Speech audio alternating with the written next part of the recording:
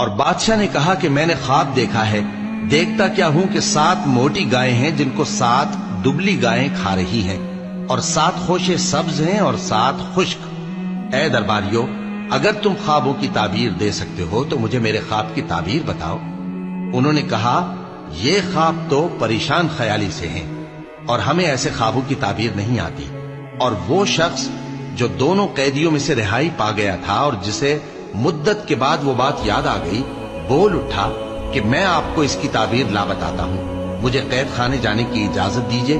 غرض وہ یوسف کے پاس آیا اور کہنے لگا، یوسف، اے بڑے سچے یوسف، ہمیں اس خواب کی تعبیر بتائیے کہ 7 موٹی گایوں کو 7 دبلی گائیں کھا رہی ہیں، اور 7 خوشے سبز ہیں اور 7 سوکھے، تاکہ میں لوگوں کے پاس واپس جا کر تعبیر بتاؤں۔ عجب نہیں کہ وہ تمہاری قدر جانے۔ انہوں نے کہا کہ تم لوگ 7 سال متواتر کھیتی کرتے رہو گے، تو جو غلہ کاٹو تو تھوڑے سے غلے کے سوا جو کھانے میں آئے باقی کو خوشوں میں ہی رہنے دینا۔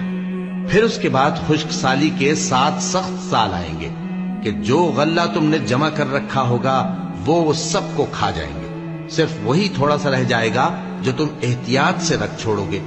پھر اس کے بعد ایک ایسا سال آئے گا کہ خوب مے برسے گا اور لوگ اس میں رس نچوڑیں گے۔ اور یہ تعبیر سن کر بادشاہ نے حکم دیا کہ یوسف کو میرے پاس لے آؤ۔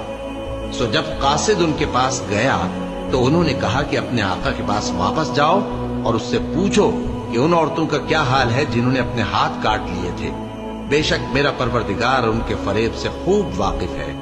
بادشاہ نے عورتوں سے پوچھا کہ تمہارا کیا قصہ تھا جب تم نے یوسف کو اپنی طرف مائل کرنا چاہا؟ سب بول اٹھیں کہ اللہ پاک ہے، ہم نے اس میں کوئی برائی معلوم نہیں کی۔ عزیز کی بیوی نے کہا، اب سچی بات تو ظاہر ہو ہی گئی ہے، اصل یہ ہے کہ میں نے اس کو اپنی طرف مائل کرنا چاہا تھا اور وہ بے شک سچا ہے۔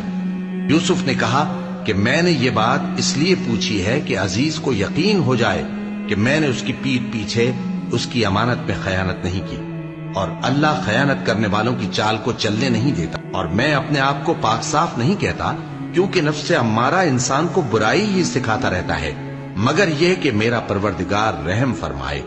بے شک میرا پروردگار بخشنے والا ہے، مہربان ہے۔ اور بادشاہ نے حکم دیا کہ اسے میرے پاس لاؤ، میں اسے اپنا مصاحب خاص بناؤں گا۔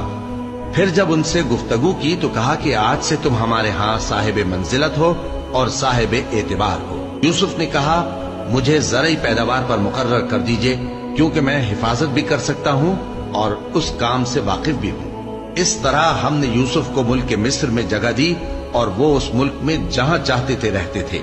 ہم اپنی رحمت جس پر چاہتے ہیں کرتے ہیں اور نیکوکاروں کے اجر کو ضائع نہیں کرتے، اور جو لوگ ایمان لائے اور ڈرتے رہے ان کے لیے آخرت کا اجر بہت بہتر ہے۔ اور یوسف کے بھائی کنعان سے مصر میں غلہ خریدنے کے لیے آئے تو یوسف کے پاس گئے، تو یوسف نے ان کو پہچان لیا اور وہ ان کو نہ پہچان سکے۔ اور جب یوسف نے ان کے لیے ان کا سامان تیار کر دیا تو کہا کہ پھر آنا تو جو باپ کی طرف سے تمہارا ایک اور بھائی ہے اسے بھی میرے پاس لیتے آنا۔ کیا تم نہیں دیکھتے کہ میں ناپ بھی پوری دیتا ہوں اور مہمانداری بھی خوب کرتا ہوں؟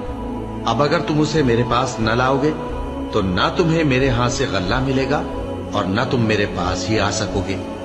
انہوں نے کہا کہ ہم اس کے بارے میں اس کے والد کو پھسلائیں گے اور ہم یہ کام کر کے رہیں گے۔